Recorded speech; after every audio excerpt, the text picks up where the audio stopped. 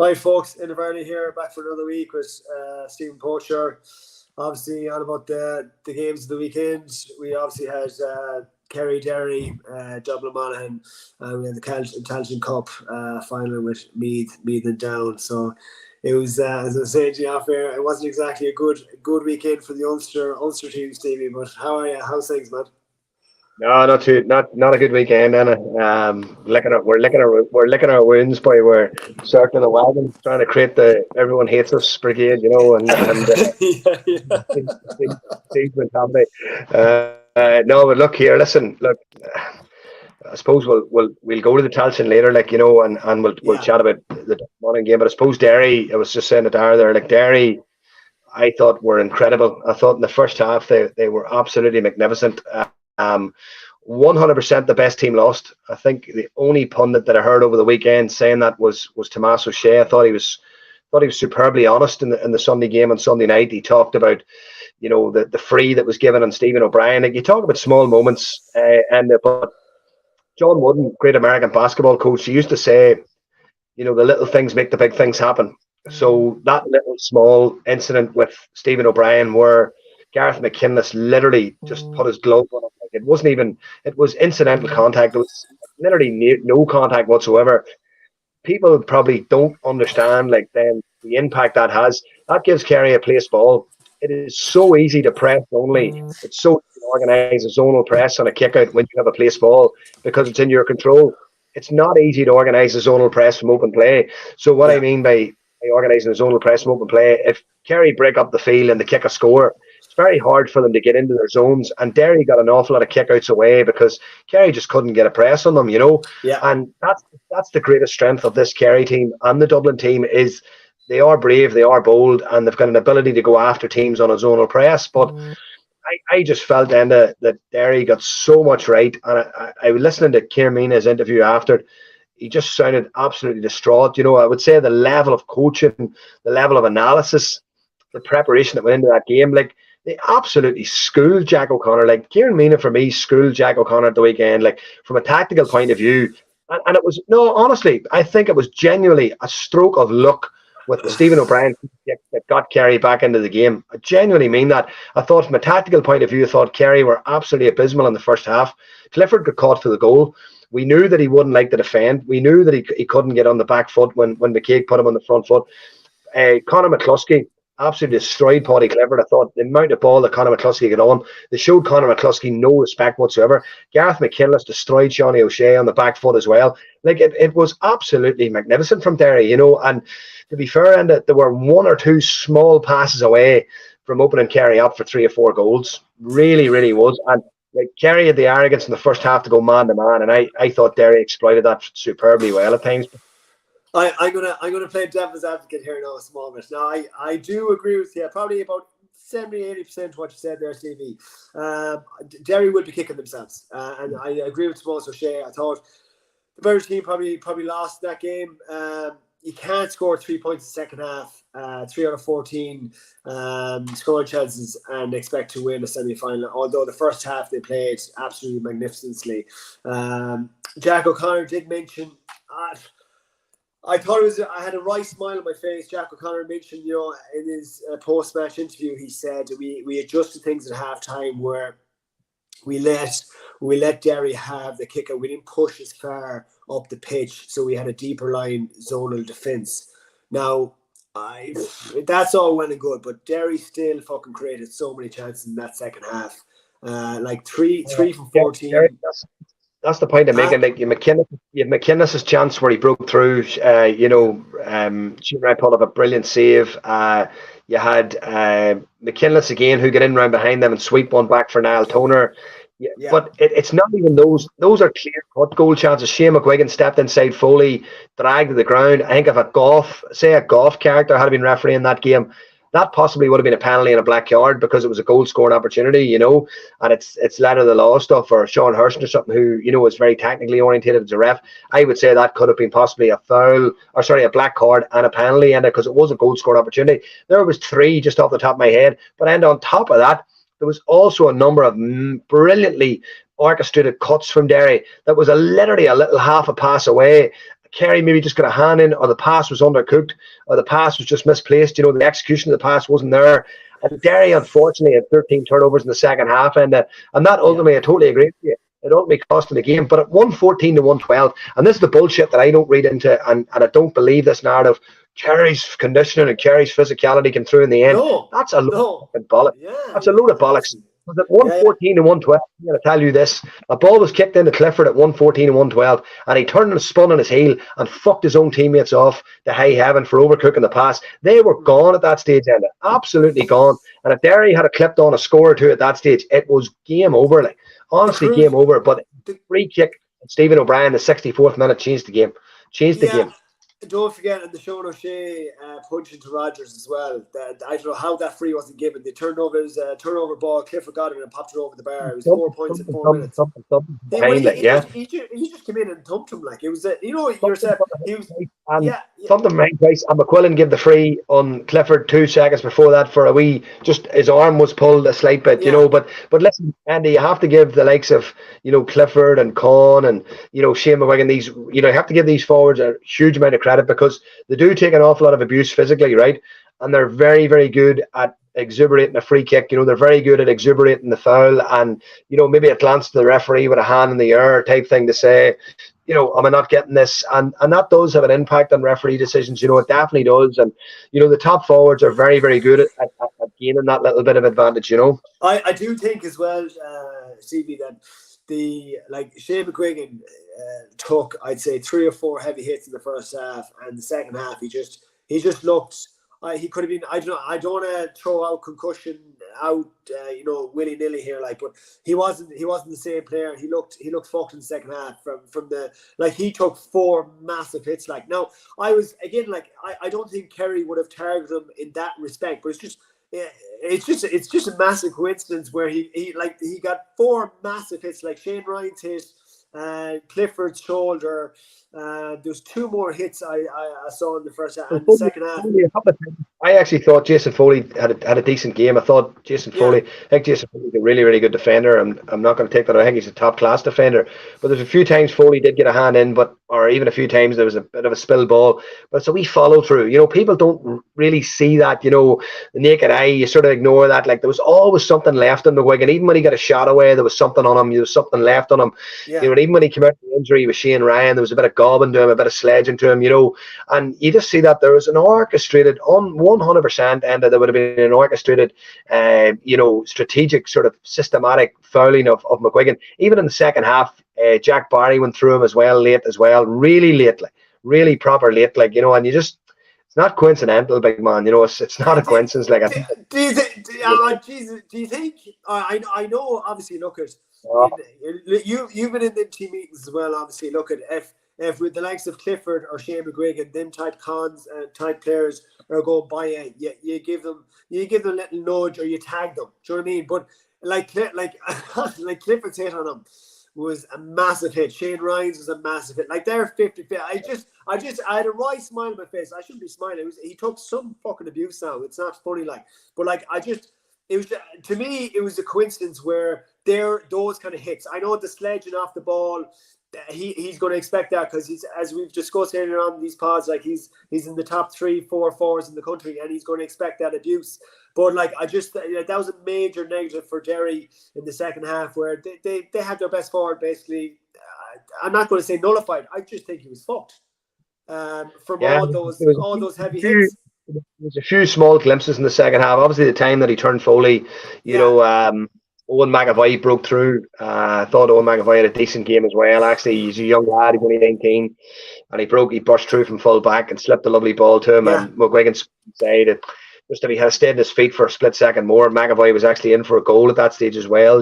So look, and without get into the sort of the depths of what Kerry targeted and what they didn't target, there's no question about it, that they aren't whiter than white, they all aren't, and obviously they have that feeling that's but it just sort of, it infuriates me a wee bit. Obviously I get a bit of stick for saying it or whatever on social media, but it's a bugbear of mine that when Armagh and Tyrone have a bit of a melee or whatever, there's 7 or 8 people suspended, there's sentence off, I think the time Goff done that game, like he was firing out red cards like confetti, and yet then Dublin play Kerry in a National League game, and there's a full-blown melee, and it's just brushed over, dusted over, not a word about it. I just feel there can be a stigma with Ulster teams, particularly the six counties, and in fact, that that stigma of, it's the Nordies, it's the Ulster mentality, it's they have an insular way of thinking and stuff, and it's a load of bollocks, because the best teams in the country are contesting the All-Ireland final in 2 weeks' time, Dublin and Kerry, but they're also probably two of the most well-versed when it comes to the dark arts of the game. There's no one better at it. There's no one better at it than Kerry and Dublin. Like, no one better. That could be coming from the Ulster Championship, Steve, because it's so attritional. Do you know what I mean? It's the most competitive championship, most even competitive championship, where it's a close games, and it is attritional. It is in your face. There is sledging, and when you get to the latter stages, as you said there, off the All-Ireland series, that that comes into play here as well. So maybe it's a carryover from the referees seeing that. It's a carryover. Maybe I'm making excuses here, but yeah, you are right. Like Ulster teams do quite possibly, Enda. But it also is like people, might not pick up on it, like, because people have this sort of, thing that Northern people have an element of paranoia and different things like that. But there's a reason for it. Like, take our national broadcaster, RTE, for example. Start with them. Like the way some of the incidents in Ulster were dealt with on TV, the way they were highlighted, the way they're absolute fine detail that they go into, like, a forensic examination of a tackle or a late hit, like, or if it's Armagh, if it's Tyrone, or if it's Derry. Same doesn't apply for other teams, like, and that's a fact, like, and I would love to go back and look at the statistics of it and see how many players actually got suspended from incidents that maybe the Sunday game have covered, and there is 100%, and there is honestly a definite biasness towards the Ulster counties. There's no question about it. Like, and I just think when you go to Croke Park, the big calls tend to go away from them, and it's just something that I've noticed, and I've picked up on it. And people think like that I'm, a big Derry man, a big Trump. Not like I'm watching these games as completely neutral. Obviously, you want to see the Ulster teams winning because they're from your province, but you're coming in with a clear thought of thinking. You're not speaking emotionally about your own county. I'm watching this happening all the time, and it happens too often. And and it's disappointing, like, because I thought Joe McQuillan got an awful lot of soft free kicks awarded to Kerry. I thought some of his decision making at times, was baffling. And then someone talked about accountability. I've been in the end of this myself. Like, sometimes I just feel referees, at that level as well. I think there should be an element of accountability. There should be an element of, look, just come out after, just have a quiet word with, the media, whatever it happens to be, and maybe just explain a couple of those decisions. Could you explain a couple of those in a real nice manner? You're not putting them under the gun or the radar. Just say, could you maybe give us an insight? And you know what would happen, Enda? We would all learn from it. We would all improve. We could all go away and say, I see why you give that. Yeah, I understand. I'm sorry. But there's none of that. Geez, you don't ask a referee now, what was that for? Sorry. Some of them will just look at you and staying. And another thing that's growing with certain referees in the country as well is, I think there's a huge element of egotistical nature about some of them as well. I think some of their profiles have been built up now to a very, very high level, and that's an issue, and that will be an issue moving forward as well. I think that's important that we, if you want that profile and you want to be out there, that's fine, but then come out and show a bit of accountability then when you're making these big calls, Maurice Deegan used to like to fake ten and What's that? What's his Morris? Morris is on the BBC Championship this week as a pundit. Is he? He was at the weekend, yeah, running his eye over decision.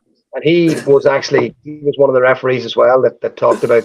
He was one of the referees as well that talked about the Stephen O'Brien foul and said it was very, very soft, very, very soft. Like, yeah, well, look at Stephen. Look at you alluded to it earlier on. Look at the period of the game, the 50 to 60 minutes there, was crying out for Derry.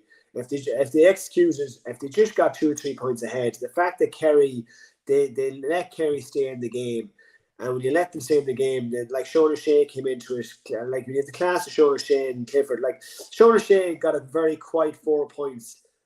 He was quite-ish throughout the day, like, but look, they'll be utterly disappointed. Like when you're going through the list of players here, like you're talking the big players, like 6, 7, 8 players, Derry players played 8 9s out of 10. You're looking at the Kerry side here, and you're maybe looking at obviously Clifford, fucking Jim O'Connor, Gavin White, But apart from them, Graham O'Sullivan, huh? Gavin White had an excellent game. Gavin White, yeah, he had a really. That was the best game. Really? That was the best game of the year for him. Like he was, man. I was looking at him last year. He was outstanding. Like he's been very explosive. Just his form hasn't been the same this year. But he was brilliant the last day, breaking the line. But like Derry dominated the middle third sector. Like Glass, I thought was quite enough for Derry. Quite-ish. Yeah, he had a quiet game. I thought Brendan Rodgers got on a lot of ball. I thought Brendan Rodgers was inspirational. I thought a huge driving force. And probably important to note as well too, and the loss of Padraig McGrogan, who's having a brilliant season. Yes. You know, he was hit late. He was also hit late early in the game as well. You know, after a score, and that obviously put him out. And then there was a bit of a reshuffle. And I think obviously the substitution of Stephen O'Brien was a hugely positive influence for Kerry. He seemed to pick up a lot of loose ball, and maybe the matchups that were emphasised before the game maybe just weren't as sort of stringently emphasised, you know, at half time. Maybe O'Brien coming on caught Derry a little bit, maybe, you know, possibly. But again, look, I still feel, and you know, Derry did manage to get themselves, obviously they started the second half a little bit slowly, but they did manufacture themselves into the game where they actually dominated that sort of middle quarter of the half. And you know, there was a huge that 6-7 minute spell. I must watch it back, but when they went 114 to 112 up, like there was so many little opportunities to go and win the game. And just after the Stephen O'Brien non-foul that they got, right, I think it was Owen McAvoy had made a brilliant block. And if you watch McFall's reaction, he's the fist clenched as if to say, we've got them, you know. And McAvoy was coming out with the ball. And that would have been massive, like 114 to 112, with 6 minutes to go. Kerry have just missed a goal chance. Derry's coming out with the ball, possibly even, you know, manufacture a scoring opportunity at the other end. It would have been huge, like, absolutely huge, like, you know, the lift it would have given. Like, but look, it's ifs and buts now, but I have to take my hats off to Derry now. In comparison to where they were this time last year in the semi-final against Galway, I thought the performance on Sunday was a credit to them. And that's a team ended 4 years ago. 4 years ago, we're in Division 4. 2019, Derry started the 2019 season in Division 4. That's serious progress in 4 years, boss. Massive. I will have to give some flowers. We'll say, you're on about Stephen O'Brien there. We say 2-3 years ago, he's obviously lost his place in the Kerry team, but that there's not too many times to see Stephen O'Brien kicking a left-footed score. He usually comes in the inside, a bit like Paul Mann, you were on about the last day as well. But to come on the outside and get that extra couple of seconds and to kick it off the left foot was very impressive. He was one of the key differences. Clifford on McKay, on Chrissy. I don't even think Chrissy had a bad fucking game here. Like Clifford scored 9 points. We were talking about him today. He's a freak. Like he's a freak. Like he's got everything. The lad's got everything. He's a wonderful footballer.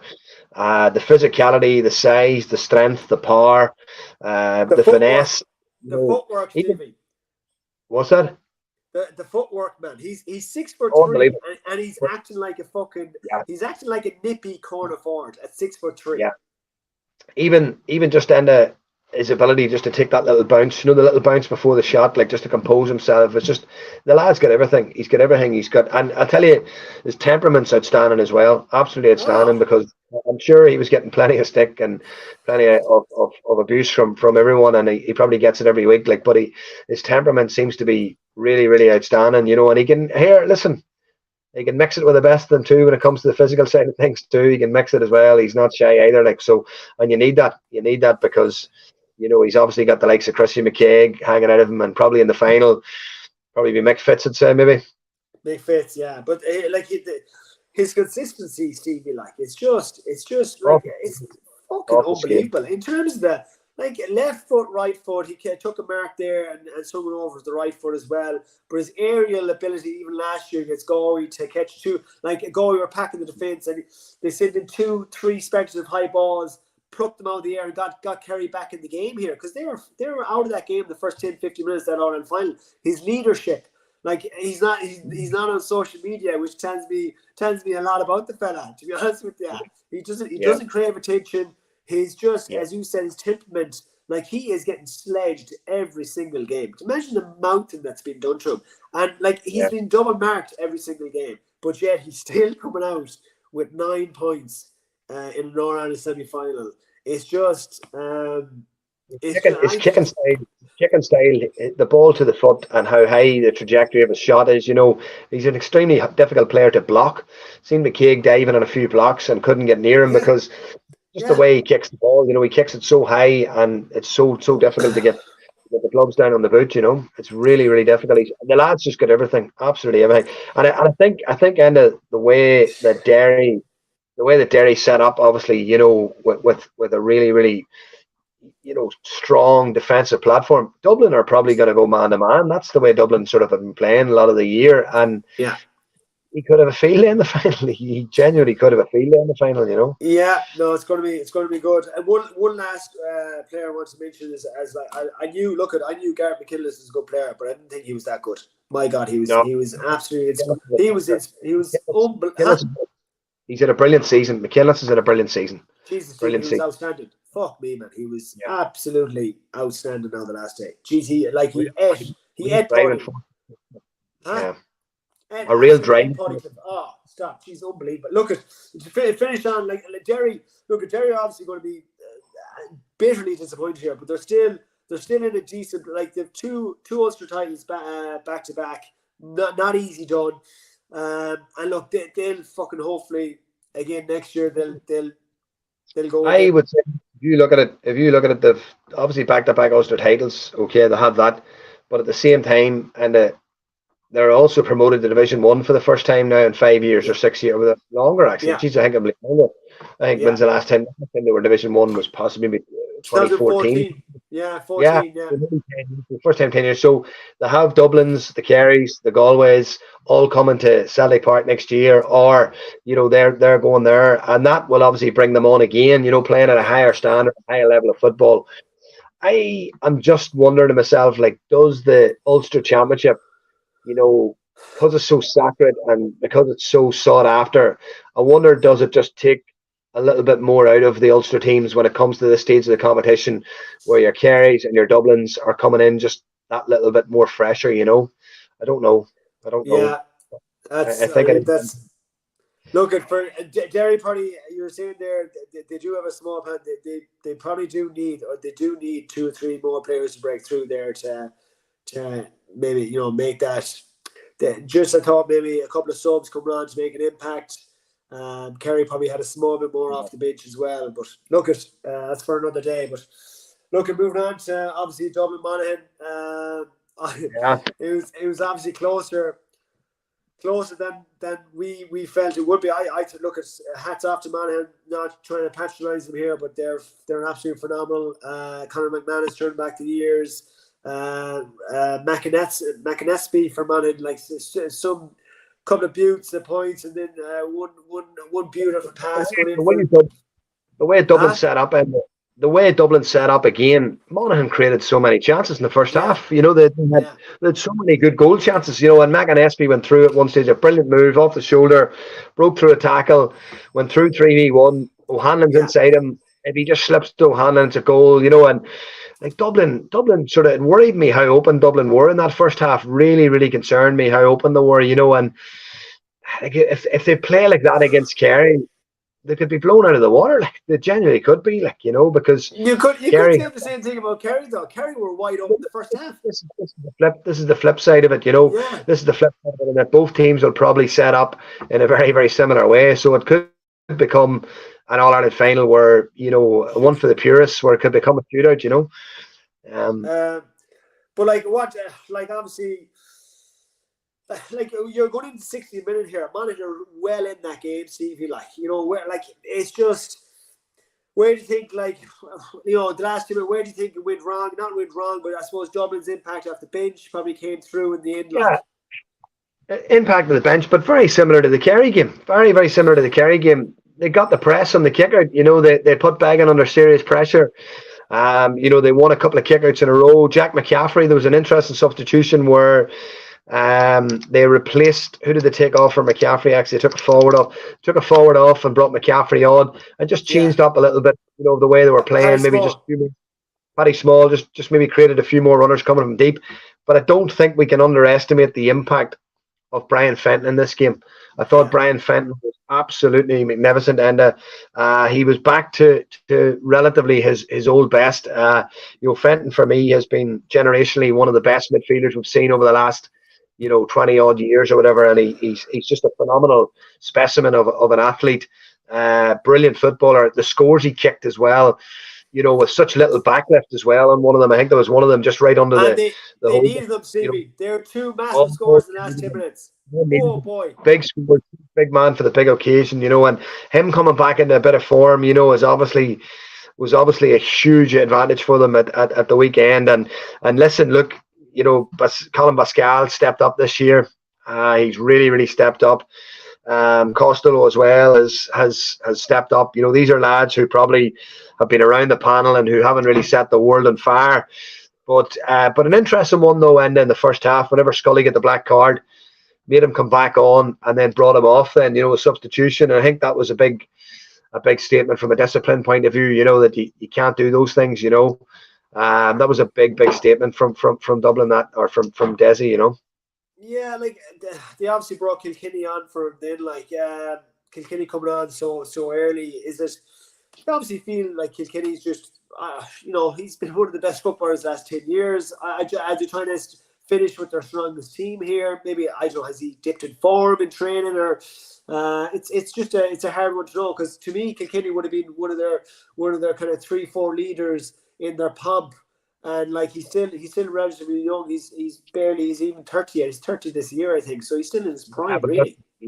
He's played a lot of football. He's a lot of miles on the clock as well. And maybe it is a question of Dublin always do like to bring impact off the bench. You bring an experience in, you're bringing power, physicality, strength, scoring threat as well, and obviously you have Mannion there as well. You have Dean Rock's experience. You have a huge amount of options. That's the big thing, and it's probably the one thing we probably didn't discuss when we were talking about Kerry and Derry, was maybe Derry's bench, that maybe they haven't really given an awful lot of opportunities to their substitutes this year, and maybe that just came back to haunt them as well, not having that strength and depth, but it's something that this Dublin team obviously do have, particularly when you look at some of the names on the bench, and even the likes of, it's important to note as well, like Craig Dass is in the bench for Dublin. Like Craig Dass won an club medal with his club Kilmacud playing midfield, and had a really, really good player, real good player, and would probably get into the starting lineup in 26, 27 counties in Ireland, you know what I mean? So, they have a serious strength and depth, and I think towards the end of the game, Monaghan just probably ran out a bit of puff, but I certainly do believe, Enda, that one of Dublin's greatest strengths is their ability to press a team. They went after Begging at that time when they went sort of with a full press, and they get the zone on, you see, and then when they have the zonal press on, they nearly have you penned in because they're so athletic. They're so strong physically. They've got so much pace. They trust themselves at the back. They trust the likes of Mick Fitz, even though he is, around a long time now. But they trust these guys in 1v1 situations, Enda, so they're not afraid to go after teams. So, listen, they're it's all right. Go on, sorry. No, I was just going to say that they certainly at the weekend, particularly in that last, 10 minutes, showed that they certainly have a fair degree of their mojo back this year, It's all right to press the kick out when you're confident in your middle third. I just don't think Kerry, I'll go back to the Kerry game here now, sorry, but I don't think Kerry have that confidence in that middle third in terms of, do you really want the opposition to be going long here? In terms of, when I look at Dublin's middle third here, like these are like, you have obviously Howard, John Small, Fintan, McCarthy, these are all like good fielders of the ball here, so I think you're right. One thing I will say about the team that started the last day for Dublin, the balance, starting Paddy Small wing forward was a strange one to me, Stevie, in terms of he's not a wing forward, he's not a traditional wing forward at all, he's more of a playmaker, maybe if you want to try him at 11, but that kind of role of they had, so their half forward line was Scully, Mannion and Paddy Small, which was really, really strange to me, to be honest with you. Butler was obviously, he's injured here, but that balance to me is all wrong. Paddy Small is certainly a player that I would prefer closer to goal. He's got that physicality and power, obviously, to go past a man too. But no, just looking at their team, outside of Scully, that he's probably the one natural wing forward that you would probably call. That they have. it's an area that they've used so many different players in this year. He obviously fancies Sean Budler. He's come on the scene. I think Sean Budler actually started at wing back when he first came into the team. If I'm correct, wing forward, wing back. He's playing at 11 now. But look, the way Dublin play, the flexibility in their game. They all trust each other. They've got great trust among the whole squad. They've great trust in all their players. And I do feel that economically and systematically they've come back to their old way of that process football, and when they're in possession of the ball, they're not kicking as many fucking wild shots. They're not kicking as many wild wides. So yeah, look, it's gonna be a seriously good final. Just from a novelty point of view, obviously I would love to have seen Dublin play Derry. To see the guys at Derry have made since the National League Division 2 National League final, and I think it's been the first time ever in the history of the GA that two Division 2 teams would have come to the final. I could be wrong here, Stevie, but I'm not sure has a Division 2 team in recent past won it. I'm not going to go back to the 90s here. No. Certainly in the last 20 years, the Division 2 team has not won it. I think you're right. Since the restructuring of the National Leagues, I don't think a Division 2 team has won it. Like, I need to check, obviously, statistics to check that, but you could be right. I know there is a statistic out there saying that. Like, so it is. It could be another groundbreaking moment for Dublin. This is it. Like obviously. Look at we're talking about obviously the Dublin a lot of, like, you have to give Monaghan their flowers here as well. Like, I just like in terms of looking at Corey went back to the old kind of old and trusted, like the two youths in midfield. Like Conor McCarthy was fantastic. Like Conor McManus at the tender age of 35. Like one of the scores in the second half where he came on the loop and just kicked it effortlessly. It was like a real textbook, wasn't it? It was a real textbook. McManus coming in the loop and kicking that sort of that lovely draw that he has with his boot, like, and look, listen, and there's nothing that can be said anymore about Conor McManus. He's a man for the big occasions. He's been absolutely unbelievable servant to Monaghan football. I know there was a bit of talk after the game with his body language and how he looked, and the fact he came back onto the field and had photographs of the family and stuff. Was that the swan song? Was that the final game that he's going to play in Monaghan colours? And it'll be sad if it is, because he's a player that I've always loved watching. And Manzi was probably the first. He was probably one of the very first players. When we talk about the V cuts or the backdoor cuts, that all these players are performing now, the Con O'Callaghan's, the Cliffords of this world are performing. Like Manzi was doing them, 10 years ago, when no one had ever heard of them. His movement off the ball was sensational.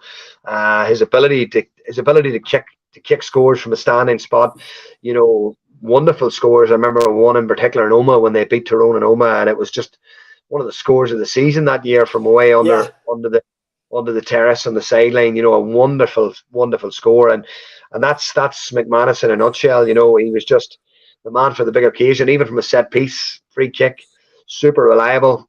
Super reliable, and there's not much more can be said about him. I think over the two semi-finals, we certainly seen the likes of McManus, McGuigan, Clifford, Con. An era of really high talented full forwards. Like we say, Monaghan did, like, obviously Monaghan got a lot of things right here, Stevie. Like, what's in terms of Dublin really struggled to break. Now, obviously the conditions probably played a small factor in it, but Monaghan got a lot of things right here. No, 100%. But I do think there was an element of what Dublin did as well in this. I think that I was shocked that Dublin conceded the kickouts in the first half. I was quite shocked at that. I didn't think that Dublin. I just feel Dublin get a lot of energy from pressing the team. They get a lot of energy, and I don't know if it was they were afraid maybe early of Beggin's sort of long kickouts over the top and maybe hurting them or whatever. But certainly, and I think that Dublin dropping off the kickout, I think what it did was it gave Monaghan a bit of confidence, because it meant then that they could have a long bout of possession, uncontested really, and that gives you confidence in a game. It lets you grow into the game. If you're not winning the first couple of kickouts, all of a sudden you're under the pump. You're feeling the heat a little bit, but certainly for me, it was strange that Dublin did that so early in the game, nearly like shadow boxing early, and then cranking it when they had to. But I would love to see them. What would have happened if Dublin had a sort of maybe went after the kickouts, maybe from minute one? Would it have been a different type of a game?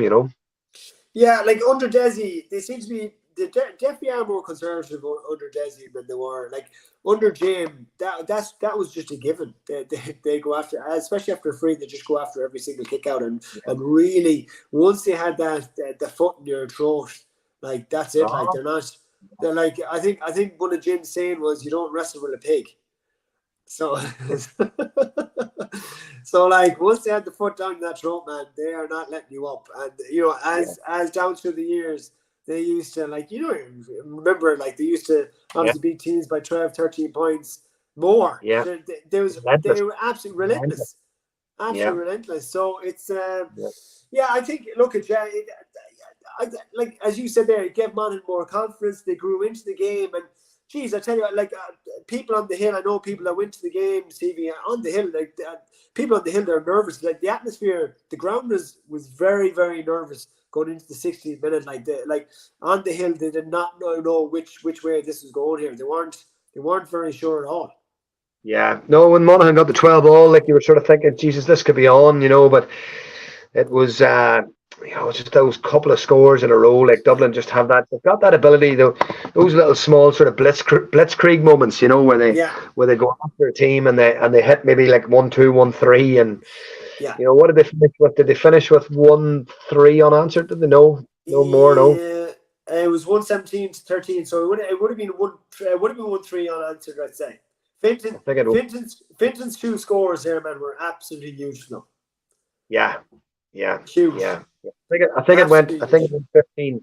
I think it went 15-12, and then McCarron scored a brilliant point. They make it 15-13, and then they hit 1-2 late. Then out of the last what 7, 6, 5, 6, 7 out of the last 7 or 8 scores, Dublin get 1-5. Yeah. Do you know what I mean? Yeah.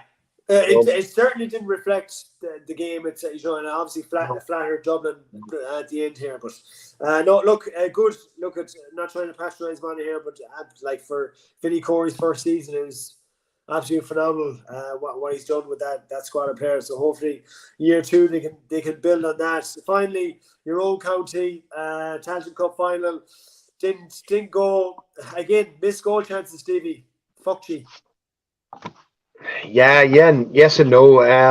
The goal chances in the first half obviously would have had an impact. Started the game really well, and started the game so well. It's when you've got a lot of lads who are probably inexperienced and a lot of lads who are very young. To get that start is perfect. The 4-1 up, but the goal was a sucker punch. Came off the post and then came off. I think it was Ronan Jones' knee.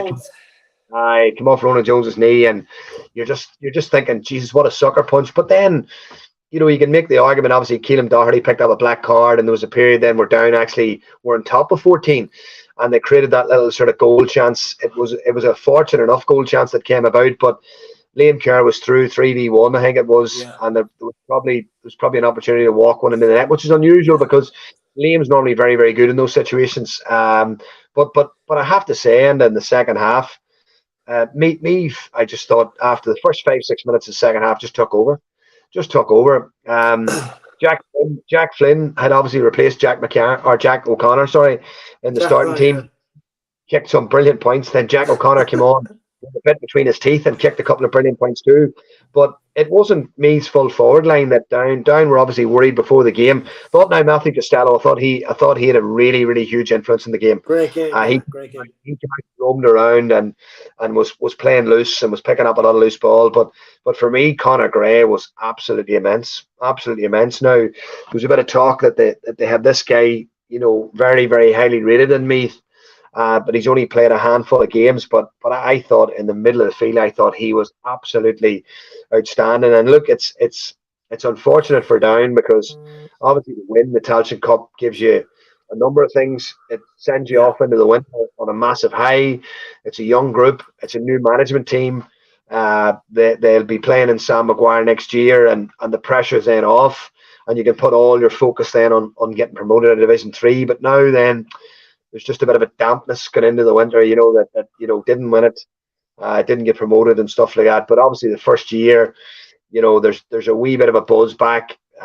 There's a number of young lads playing in that team. Conor will obviously go with the large majority of those younger boys that have have been loyal to him in under 20 level, and he'll probably look to rebuild again next year. You'll probably see a large number of new faces as well coming out of the club championship too. So, but it can be a long old winter, and you know yourself, like when the season finishes like that, you know, and such a disappointing performance after such a great performance. But look, it's the old thing, it's the old adage too, like the team that's flying in the semi-final and the team that stumbles over the line in the other semi-final, and they come into the final, and they might have been just down, maybe just got caught up maybe a wee bit in the occasion and stuff too.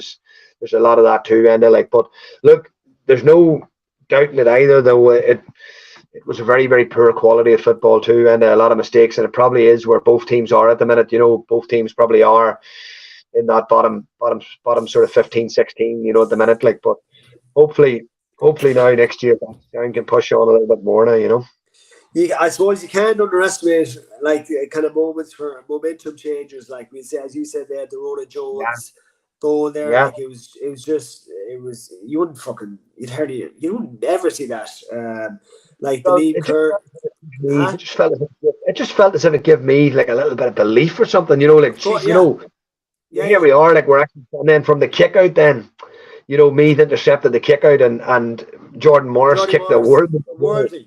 Spinny, it's a real spinny effort with the outside of the foot, you know, and all of a sudden, from being 1 up, you're a point down, you know. So, you're 16 minutes into the game there, Stevie, and it was a 4 or 5-1 up, and they've scored a point, like so. You know, again, momentum. Like Liam Kerr, if he gets that, if it's a 3-on-1, like obviously he nearly had too much time. Just that kind of composure. If you just palms across, easy for us to talk. Obviously, look, I've been in that situation myself. I've fucked it up enough times, but it's just again momentum changers. It's just, you know, the goals, fucking massive kind of moments in games where they give that momentum and the confidence going in at half time, and then as you said there, they kind of milled her, they kind of took over, and they you know, I thought, look at Matthew Costello, as you mentioned there, Jack O'Connor, man, honest to God, scored like I think the first score he got, an absolute, I'm going to say it was probably the best score of the fucking day. Like, he was absolutely outrageous. No, I just think Down maybe just could have asked me a few more questions. I think, look, Meath obviously got up very defensively. It was probably no surprise that they did that after Down's performance in the semi-final, but it's just something that probably you talked about Mayo early in the year as well. I think I said it last week as well. I'm just a wee bit worried that, you know, Down are very one-dimensional in the way. Yeah, you know, it's you did. Bodies you said that all year, Stevie. You said that all year. Yeah, and goals is sort of, and it's grand, right? It's good and it's great when it works, but you also need to go into a sort of a, you know, a little bit of a structured attack whenever you're faced, because next year, like, unquestionably, when you play the likes of Clare in the National League, Limerick, Westmeath, they're going to say, well, sit in deep and they'll not score goals and we'll beat them, you know. And so they're going to have to, obviously, they have a lot of work to do now over the winter on working on that sort of, you know, slow structured attack, you know, creating opportunities, aka like Derry, you know, that's the big next. That's the next layer of progress for Down, is obviously building on that, you know. But certainly from a togetherness point of view, there seemed to be a better spirit among the group this year, and obviously they can carry that in now to the pre-season, which probably won't be too long coming round. Most counties will probably be back around about the end of October, start of November, you know. Yeah, well, look at the pluses on the Tailteann Cup. We said at the start of the year, obviously the experience to get in Croker, as you said there, not many players from Down would have played in Croker. They've got 2 games in there now, and I think Conor is introduced to the same commentary 13, 14. They've used close to 40 players. Which is a big turnover of players. A lot of young lads there played football this year as well, so probably still doesn't know as strong as 15, you know, and that probably takes time, you know. And again, they'll get a look at everybody now in the club championship coming up, and you know, there'll be a bit of freshness then, I'm sure, introduced now in the winter, you know. And Meath obviously, I think he said they've actually introduced even more, like Colin Rourke said after the game, or said during the week, maybe if they were in San Maguire, he wouldn't have been able to do that, to introduce so many young fellas. Like, so look, it does obviously, look, it's a great kind of stepping stone, as we mentioned before. So look, it'd be interesting where the two teams land next year, Stevie, in terms of how they progress from this, the experience they've got from this, the young players introduced. So look, we'll wait and see. Look at we'll see next week with the preview. I think we actually might have David Burke coming on next week, so we'll see. I think Shane, we'll see. He'll have. Davey should be the one getting the abuse, not me and you. So he said Kerry were done. He said, did he say that? No, I think he said. I think in one of the podcasts he said he was worried about their lack of pace or whatever. And I think he big question marks over them. So they're in the final. Well, geez, I tell you what, right, fuck me. Well, we'll give him a bit of stick on that. We'll give him a bit of stick up. We give him some stickers, right? Go on, man. Good chat. Look out. Cheers, Timmy. See you. Bye.